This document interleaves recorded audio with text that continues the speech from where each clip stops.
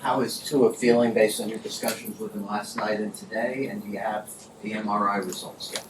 Um, so, uh, so he was, I think that his teammates or me, I'm not sure who was most excited to see him on the plane. Um, and he was at his, you know, he was honest about the fact that he had a headache. But his personality was definitely normal to a. And then talking to him this morning, I think he's still feeling some of those headaches, and he's 12. I think he's probably just finishing his MRI right now, and so we'll find the results on that. That was that's just an extra kind of precaution on top of the CT scans and the X-rays that were taken last night. Mike, I know because obviously you could look at Stephen Carter and say concussions affect everybody differently. Is there a chance you guys maybe put Tua on the short-term IR just as a precaution? Well, I mean, honestly, to be completely forthright, I'm not even really thinking about timetables or anything regarding him as a player right now. It's all about really to the person. That's what gets lost in all this is there's human relationships.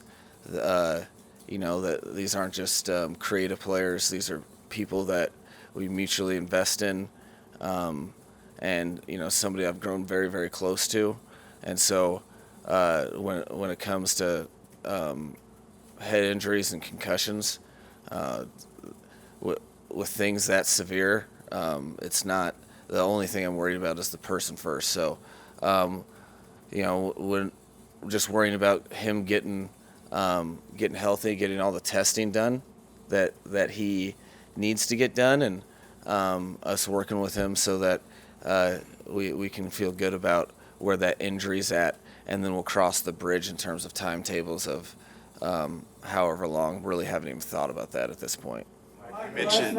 Last night you said, when you were asked about if you would do anything differently, you said no chance, pretty much.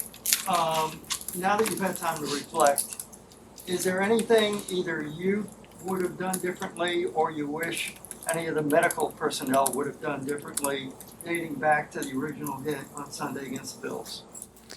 You know, I appreciate all that, all the concern, really, just because I care about the guy, and I and I appreciate all the concern for the individual. Um, what what I was kind of referring to in terms of not changing anything I do is because the the whole process for what happened on the Bills game was, he was evaluated for a head injury immediately. That's what we brought him under the tent for and brought him inside for.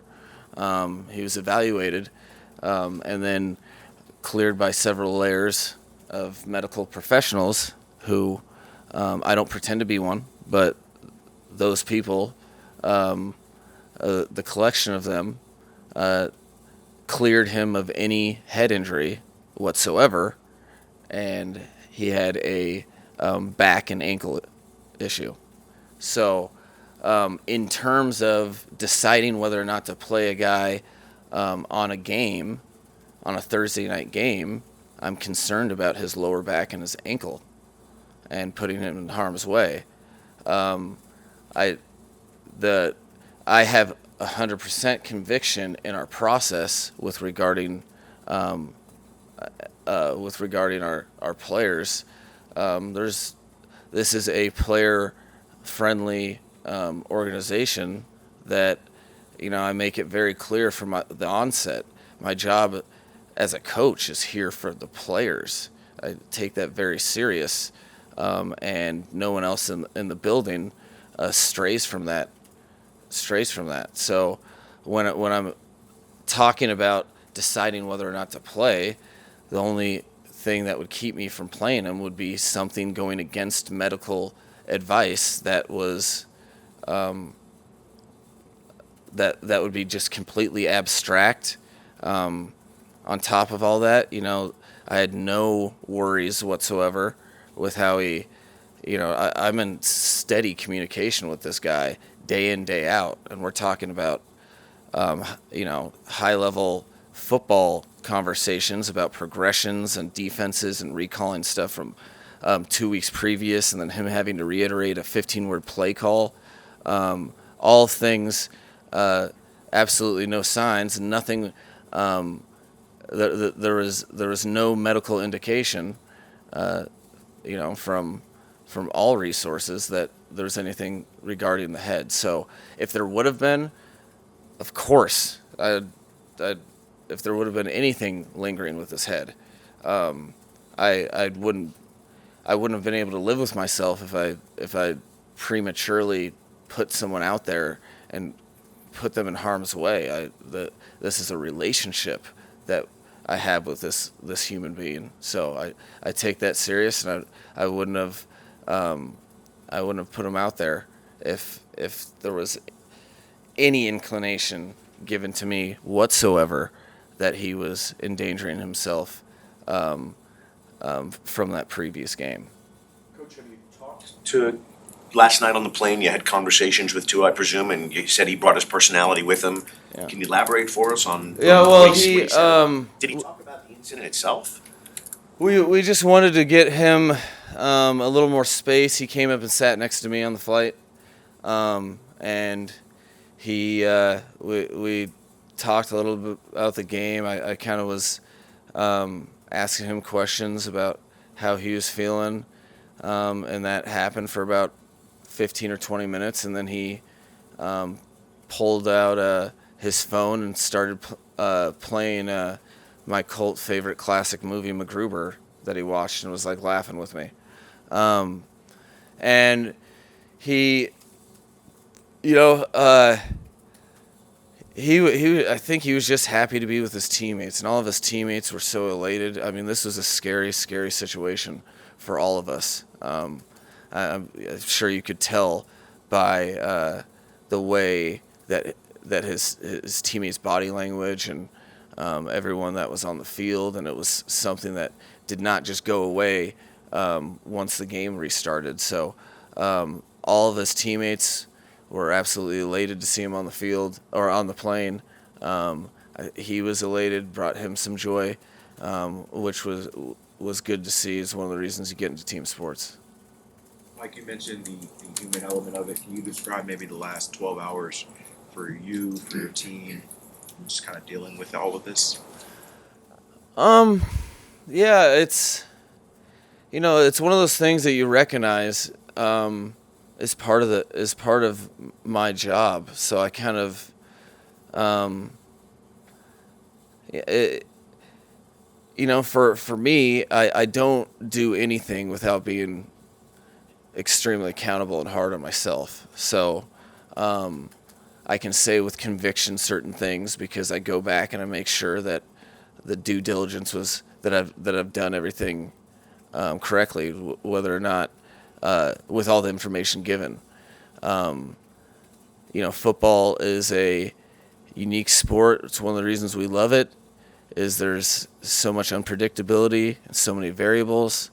It's also one that's violent and can have injuries, and you really comb all things that come across your plate to make sure that you're doing right by everyone involved, specifically and most importantly and non-negotiably the human beings, the players, and to the point that I'm thinking about the play call. I'm thinking about all of this stuff, and it's hard, but I recognize that it's an important part of the job, that you don't get to dictate circumstances, and you're supposed to you need to help lead individuals to be a team. And I mean, you never want to. I don't know. I don't think I'll ever be comfortable I'll ever get used to. It will never feel normal for me personally, and the type of person I am that I know you guys are just starting to learn, is I'll never be comfortable with a player getting carted off the field. Ever.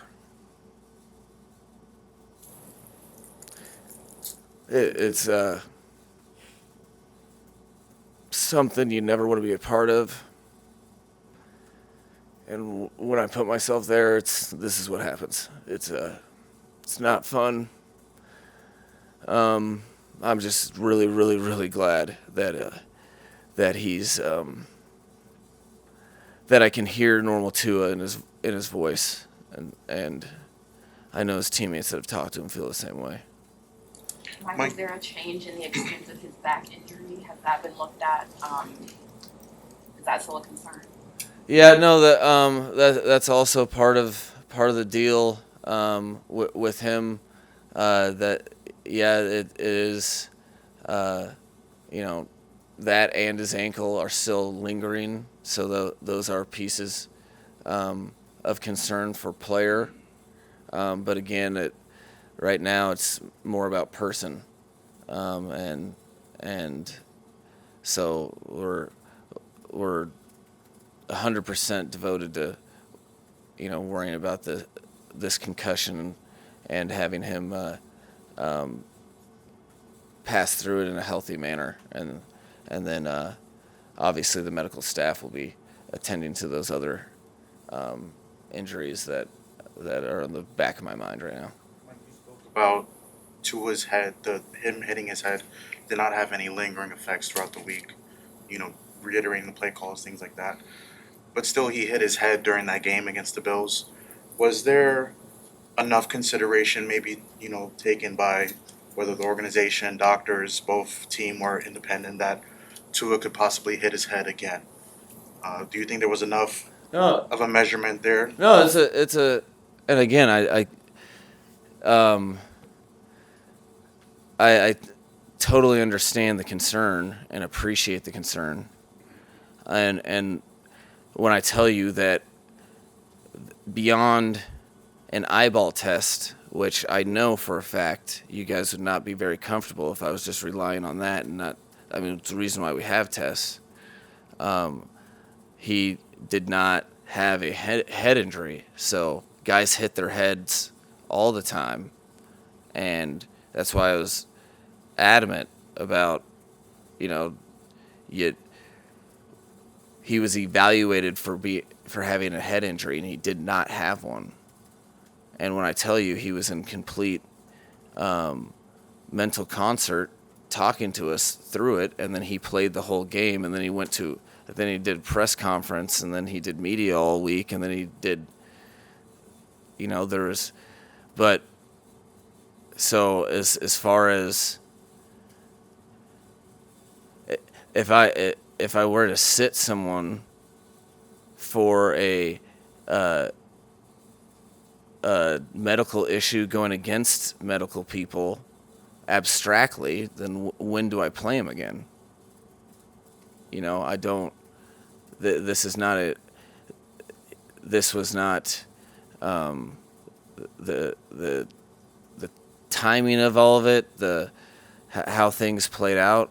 I get the optics. I get exactly what it looks like. I understand all of this, and I understand people's concern.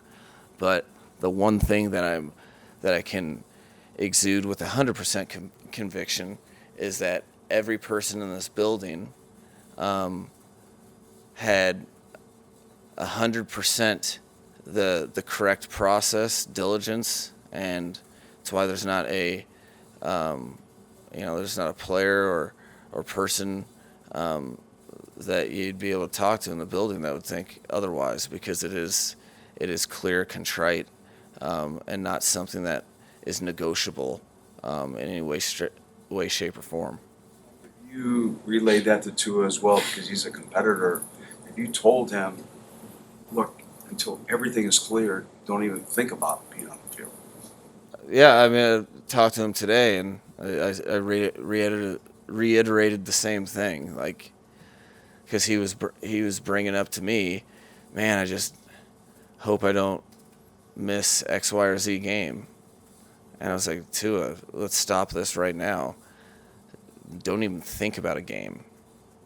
Let's just think about doing everything the right way to listen, to get, opinions that you need, and let's worry about you and your head and being a healthy human being through it, and then we'll worry about playing football later. But I don't want to have that conversation right now. I didn't really give him that option because it was, again, that was very easy for me to do because that the shape that he was in doesn't stray from you far, again from the human element. So and I think you do have to do that to protect people against themselves in some way, shape, or form. Coach, I know you talked about the timing of it, but in another question, is there a possibility with respect to long term that he won't play the rest of the year? Is that or anything that you all have given thought to? Yeah, I can't be, or the most honest and forthright I could be is I literally have no timetable or even thought to it that feels that's where I would feel irresponsible, is even thinking about it. I just want him. I just want to, see. I want him to get all the evaluation possible. I want him to do all the things recommended from all of his all the medical counterparts, and I want him to get on the road to recovery from that as the human being, and then we'll cross that bridge. But in terms of a timeline of crossing that bridge, I have zero idea.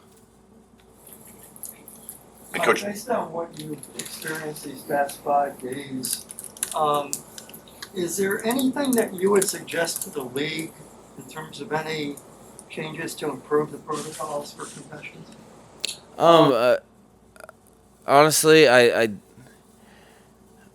from my medical understanding, with 2 unrelated events, from all the information that I've been given, 2 unrelated medical events, I don't see a problem with the protocol if there's not scientific backing to illustrate that he was suffering from a head injury. So from my vantage point, it's pretty thorough when you're talking about not only having designated people from your own organization who specialize in the field, but then you have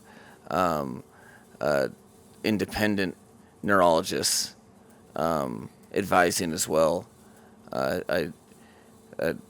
I cannot express it enough. There was this was not a case of, hey, he has these effects, but he had absolutely no head injury symptoms whatsoever once he was evaluated. So I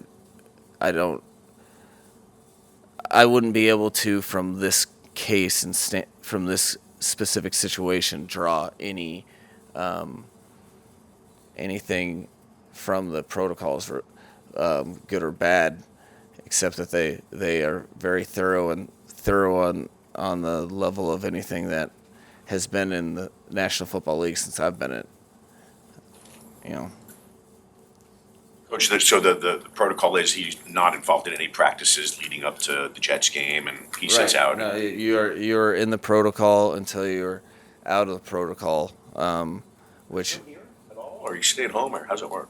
it all depends on where they're at and their significant symptoms. Whether you're sensitive to light, and there's a bunch of different stuff. I know he's he'll be back here in the building this afternoon for a second. But as far as moving forward and we're just going to do what's the best for him. And if we have any indication that traveling in a car or coming around here isn't the best thing for him, then we won't do it. I presume the answer is yes, but Teddy would start if Tua doesn't play. Yeah, no, Teddy would start, and guys have a lot of confidence in him, and guys have confidence in our whole quarterback room, really. It's one of the strengths of our football team, and I think the guys rely on that. So, Tua, Teddy, and Skylar have formed a great working group, and our guys believe in all three of them. And how has Skylar come along over the last month, just observing scout team work, etc.? Yeah, no, he's done it. Skylar's been what you guys know Skylar to be. He's just working constantly, and then when he's on the field, he'll make some plays. So he's in a great spot too. So feel very fortunate to have those two guys. Coach, what's Xavier Howard's status coming off that injury, and do you know if you guys are going to be activating Byron Jones this coming week? These are things that we'll probably revisit at the beginning of the week to see how the weekend unfolds. X is a competitor, a fierce one at that, and I know he's going to do everything to make sure that he's completely capable. And I know Byron's working his tail off, so we'll probably reevaluate that at the beginning of the week, which we'll always do, but don't really have anything for this today. Mike, I guess you probably didn't imagine yourself in this kind of situation, maybe, football issue, but a health issue like Tua's here at the start of your career. I guess how has this kind of been for you to handle as a coach? No, I mean, I think that's, anybody can. I think it's stuff like this that people rely on head coaches for. So I don't really know what shape or fashion it's going to come in, and what. But I don't. I don't expect to just win games and have you guys high five me all the time. I think this is something that I see as you never know what the job is going to kind of entail. It's a very demanding job, all encompassing, but it's also extremely rewarding for that reason. And so it does surprise me, but I would also say that I'm expecting to be surprised on a daily basis. So it's part of the deal, and it's unfortunate anytime that you have anything health related on a football team. So I don't really see it's not really about me with regarding to the health and safety of our players. It's more about the players, and that's the unfortunate part.